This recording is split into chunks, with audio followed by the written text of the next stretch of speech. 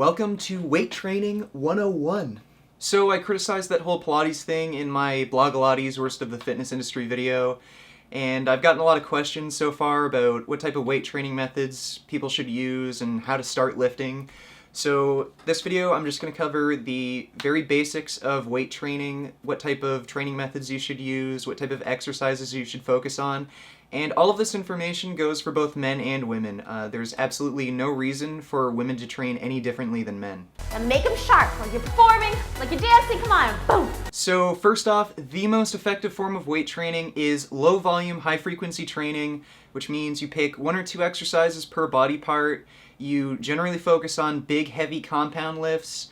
You mostly do full body workouts, and you train your entire body about 3 times per week. The reason why that's the most effective training method is because, assuming you're not on steroids, muscle protein synthesis only lasts for about 24 to 48 hours after a workout. So it doesn't matter how hard you train your chest or back, you can absolutely smash in a workout and be sore for days. Muscle protein synthesis, the development of new muscle tissue, will only keep going for a day or two. So when you're doing low volume, high frequency training, you're going to achieve muscle protein synthesis for those 1 or 2 days, and then you're going to train immediately after that. So you just continually achieve the highest rate of muscle protein synthesis and muscle growth that you possibly can.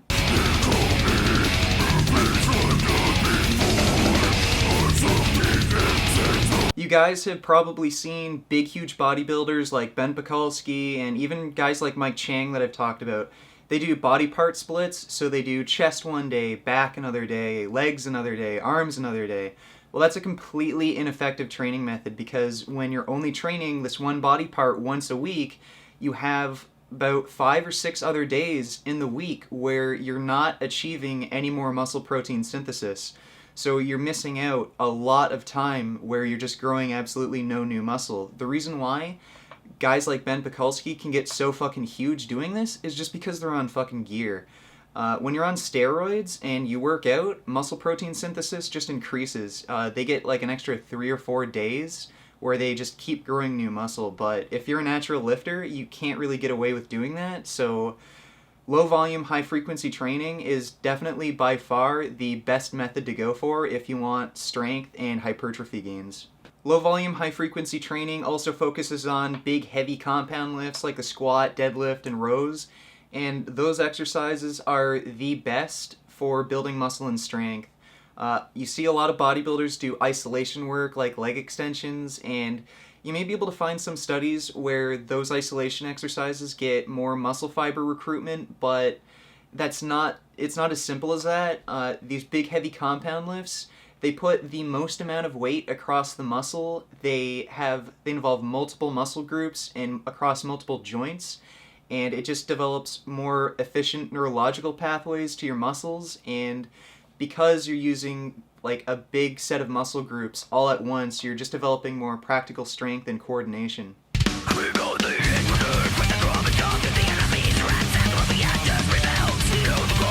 So the big main lifts that you should be focusing on are the squat, the deadlift, rows, bench press, and shoulder press. And you should be squatting at least 3 times a week. You should be rowing at least 3 times a week. You should be benching at least 3 times a week. And you should be deadlifting once or twice a week depending on your work capacity. And I recommend usually shoulder pressing twice a week, because you do end up hitting shoulders a lot when you do chest. And you also don't need all of this accessory work. Squats, deadlifts, rows, presses, pretty much those lifts alone are enough to build muscle the way you want. There's no real added benefit for most people adding in many more accessory movements. This whole bodybuilder concept of, oh, you need to hit this machine or do this extra exercise to hit the muscle at this angle to make it grow more. No, that's bullshit. Like, squats are a big, heavy compound lift. They work the entire leg. For most people, that's all you really need. Strong, butt, quads, and hamstrings right here. But I'm not saying accessory movements are bad. I think they should just be added in as needed. If you have some lagging body parts, like your hamstrings are kind of lagging, then you might want to do some hamstring curls. If you have lagging biceps, then bicep curls. If your shoulders are lagging a bit, then lateral raises. Like, that's fine, but you should just stick to those basic big heavy compound lifts: squats, deadlifts, rows, presses. You also shouldn't be going to failure on every single set. Again, with all these bodybuilders you see, they train to failure on almost every single set, and they can get away with that because they're training the one body part just once a week. So it's very hard for them to overreach in the first place.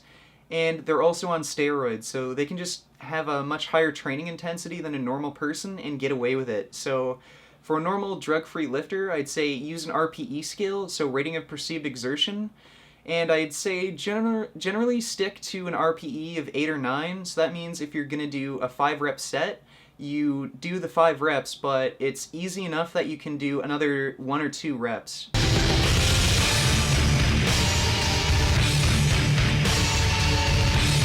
And as far as set rep ranges go, the general rule is if you're going to do more reps per set, you want to do fewer sets. So if you're going to do 8 reps in a set, you want to do 3 sets. And if you're going to do 5 reps in a set, then you want to do about 4 or 5 sets. And if you're going to do 3 reps in a set, you might want to do 6 to 8. And the set rep ranges that you'll be able to handle will come down to your individual work capacity, but you can figure that out once you've got your program going.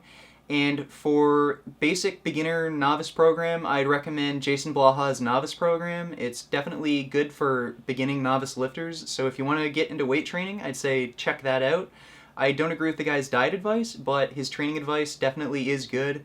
And as for YouTubers that I think are good to follow who are natural lifters, I'd say Johnny Candido of Candido Training HQ and Bryce Lewis. I have pretty good reason to believe they're natural lifters, and I think they have relevant information for other natural lifters. So if you want to see some more detailed training advice, I'd say check them out. And of course, I have to mention Justin of Carved Up Vegan Muscle. He's a vegan strength athlete. He competes in powerlifting and strongman. He's got a really good training routine going. His diet advice is also pretty good, so if you want advice from a vegan lifter, then you should definitely go check him out. So that is it for my basic training advice. I hope you guys found that useful, and I hope all of you, ladies included, start going to the gym and making those vegan gains. And it's all about those big, heavy compound lifts, doing low-volume, high-frequency training. And don't forget to comment, rate, and subscribe, and I'll see you next time. What a relief! When will this poisonous product cease? This is another public service announcement. You can believe it or you can doubt it. Let us begin now with the cow. The way it gets to your plate and how.